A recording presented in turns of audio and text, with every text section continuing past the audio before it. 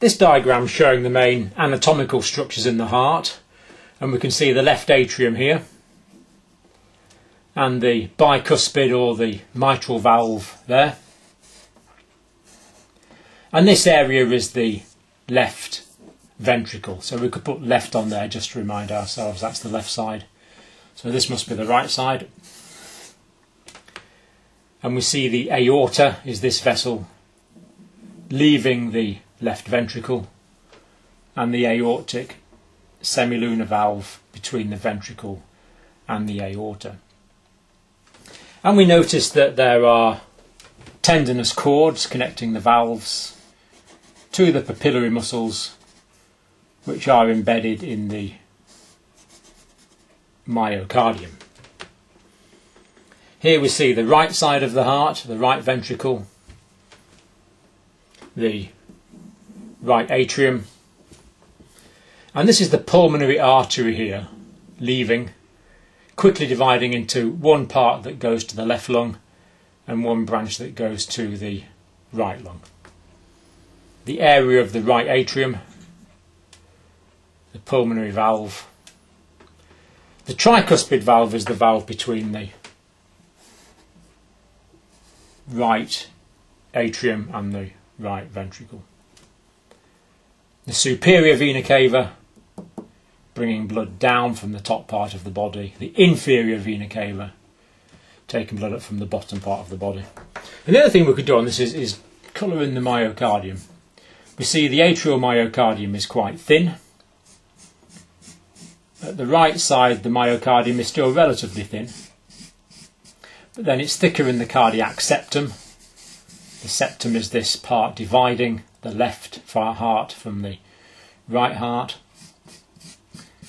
and the thicker myocardium from the septum continues round to the wall of the left ventricle, and again the thinner myocardium composing the wall of the atria.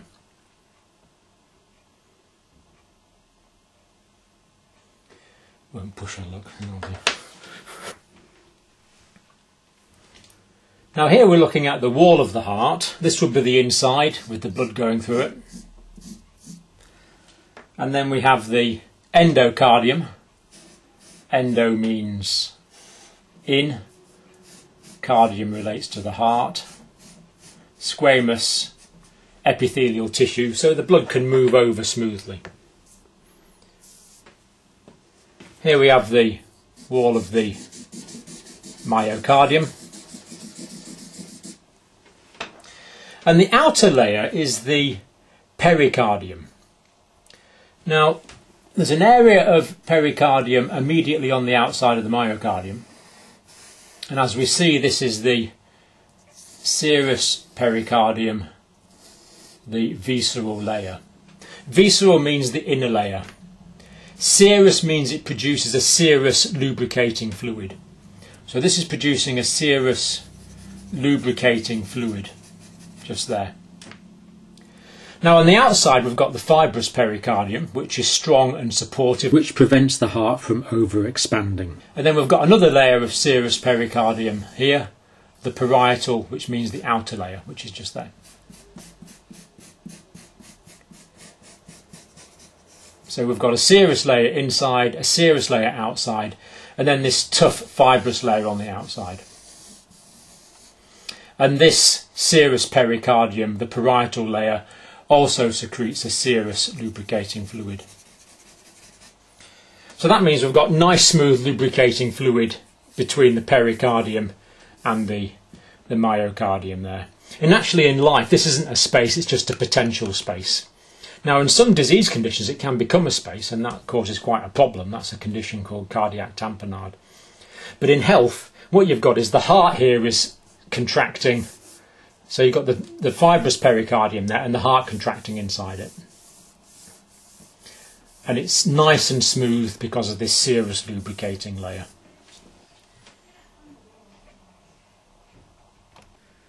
This simple diagram shows the valves. This is a bicuspid valve. And the bicuspid valve is between the left atrium and the left ventricle.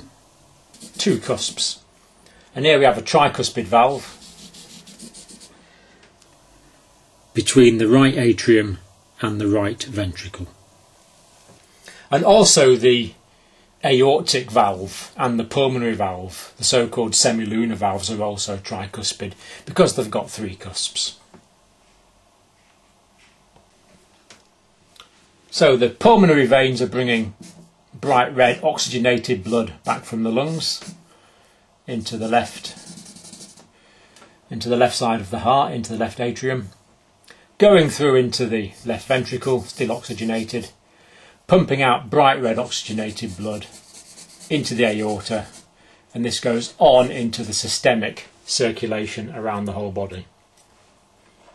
But when the blood comes back from the body, inferior and superior vena cava, it's not blue by any means, it's dark red, but it's deoxygenated, or more deoxygenated. So deoxygenated blood going into the right atrium, through into the right ventricle, and out into the pulmonary arteries, which is rather opportune because these go to the lungs where the blood can be re-oxygenated. So here we see the heart and the whole body, which is another colouring in exercise. So oxygenated blood in the left ventricle, oxygenated blood in the systemic arteries, oxygenated blood arriving in the body but gradually giving up its oxygen, deoxygenated blood leaving the body into the vena cava, into the right atrium, into the right ventricle and off to the lungs, still deoxygenated. Deoxygenated blood arriving in the lungs as it goes through the lungs, picking up oxygen,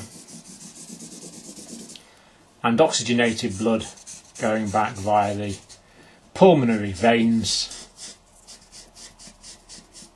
into the left side of the heart, the left atrium, before going through to the left ventricle, still oxygenated. So here's the left ventricle, pumping blood into the aorta and the large systemic arteries. The large artery in the arm, the brachial artery, taking blood into the arm. The carotid artery is taking blood up into the head and the brain. And then as they go through, they're becoming deoxygenated. So the jugular veins carrying deoxygenated blood back from the head. Cephalic veins carrying blood back from the arms. It's deoxygenated. Then this blood going back via the superior vena cava to the right atrium. This blood going through to the right ventricle, up the pulmonary artery to the lungs. As it goes through the lungs, it becomes oxygenated. So oxygenated blood is arriving back in the right atrium. Then for the lower part of the body, the aorta is taking blood to the lower abdominal aorta. The hepatic artery is taking blood into the liver. And also the mesenteric artery is taking blood into the gastrointestinal tract. Now, as the blood goes through the gastrointestinal tract, it's deoxygenated and picks up toxins and nutrients. So that's taken directly to the liver via this hepatic portal vein. Unusual, because it's a vein that starts and ends in capillaries, but that's taking blood to the liver. Then the deoxygenated blood is leaving the liver. Further down, oxygenated blood is also going to the kidneys and to the legs, down to the feet.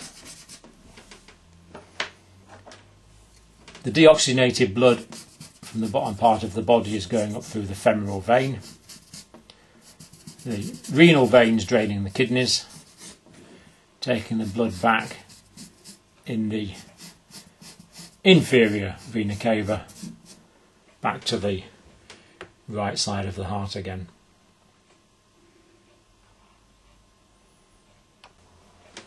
So the very first two vessels that leave the aorta are the coronary arteries taking blood to the myocardium itself.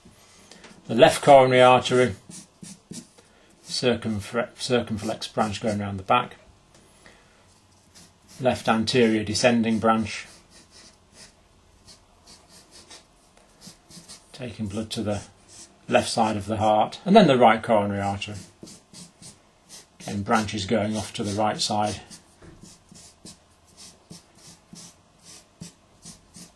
And also that continues on round the back as well. So the coronary arteries are taking blood directly to the myocardium itself. What we're looking at now is the internal electrical conducting system of the heart. It begins at the pacemaker, which is in the right atrium, and this is sometimes, well, it's called the pacemaker, but it's actually called the sinoatrial node, or the SA node. Then the impulse is going across to the atrial myocardium, but then here you can see all the valves are in this plane here. Here's all the heart valves, and the heart valves are fibrous tissue which doesn't really conduct electricity. So there's like a plane of non-conducting fibrous tissue there. So the impulse has to be picked up by the atrioventricular node, which is just there, carried down the bundle of His, or the atrioventricular bundle, into the left bundle branch and the right bundle branch, and this carries the electrical impulse round to the Purkinje fibres, which cause the myocardium to contract. So this is regulating the heartbeat. The electrical impulse is generated here, and it's carried throughout the heart to bring about coordinated electrical stimulation of the myocardium, which brings about the coordinated contraction of the myocardium. So here we see the components of the electrocardiogram, and we notice that the P wave relates to atrial contraction. And what the P wave actually is, it's the electrical activity as detected on the surface of the body as a result of atrial myocardial depolarization. Then we see the QRS complex, which is the electrical activity as detected on the surface of the body that occurs as a result of ventricular myocardial depolarization. So in health, this equates to ventricular contraction. Now the bottom part, the T wave, is when the electrical activity of the heart is going back to normal so it can contract the next time. It's not associated with any contraction. And the T wave is generated by the repolarization of the ventricular myocardium. Note it's repolarization because it's going back to normal so it can depolarize, ready for the next cardiac contraction. Now this is a real diagram that I've blown up, taken from a cardiac trace from one of my students, so it's a real ECG. We've got a P, Q, R, S, T in the right order. It's fairly regular and the rate is between 60 and 100, so that means it's a sinus rhythm. If you've got a P, Q, R, S, T in the right order and it's fairly regular but the rate is less than 60, that's a sinus bradycardia. And if you've got a P, Q, R, S, T in the right order and it's reasonably regular but the rate is over 100 beats per minute, then you've got a sinus tachycardia. So this is called a sinus rhythm because it originates from the sinoatrial node. So arteries are vessels which carry blood away from the heart towards the systemic tissues of the body, and an artery will branch into smaller arterial branches, and an arterial branch is going to supply an area of tissue with blood. So areas of tissue are supplied with blood from arterial branches. Because they're supplied with blood, they're also supplied with oxygen, the perfusion of the tissues. Here we see the three layers of a blood vessel. The tunica externa or adventitia around the outside, connecting the vessel to adjacent tissues. The middle layer, the tunica media. Now this is actually an artery, but veins have the same structure It's just that the tunica media in veins is thinner. So arteries have relatively thick walls, veins have thinner walls. And then the tunica interna or the tunica intima, giving a nice smooth internal lining of the blood vessel. Then this is the gap in the middle, the lumen, through which the blood may pass. So here we see a vein, the same tunica externa on the outside.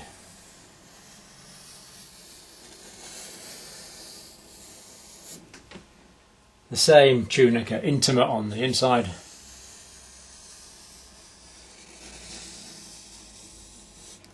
The lumen in the middle for the blood to flow through. It's just that the middle layer in the vein, the tunica media, is thinner. So veins have thinner walls in comparison to arteries. Here we see a systemic arteriole bringing blood from a small artery, going through the capillaries, giving up oxygen to the tissues as it goes through the capillaries, collecting carbon dioxide from the cells, and the blood leaving into a venule is going to be relatively low in oxygen but higher in carbon dioxide. And also on this diagram we notice the cells, the tissue cells, and we notice that the cells are bathed in tissue fluid, which is the essential diffusional medium between the blood and the cells. So here we see a capillary. Blood from an arteriole would come in here and it would leave to drain via a venule here. And the capillaries are very small, so the red cells might only be going through one cell at a time. Red cells are about 7 micrometers in diameter. And then from time to time you might see a white blood cell going through. Now we've got a neutrophil going through. And the capillary walls are made up of these endothelial cells, squamous, flat endothelial cells to let the blood flow through freely. So the blood's coming into this capillary from an arteriole, leaving via a venule. But as well as having red cells, of course, the blood contains water. And because water is a small molecule, it can get out into the tissue spaces where it forms the tissue fluid, which of course is great. That's good. And tissue fluid forms at the arterial end of the capillary because the hydrostatic pressure of the blood at the arterial end of the capillary is greater than the osmotic pressure. So the tissue fluid is forming, bathing the cells. But then as we come towards the venous end of the capillary, the blood pressure is going to be lower in the venous end of the capillary, that is, the hydrostatic pressure is lower, but the osmotic pressure remains the same because of the presence of large plasma proteins. And these large plasma proteins generate an osmotic suction effect, sucking water back in. So tissue fluid is reabsorbed at the venous end of the capillary because the osmotic pressure is now greater than the hydrostatic pressure. So we get a microcirculation from the arterial to the venous end of the capillary. So again, here we have the capillary, we have the tissue fluid bathing the cells.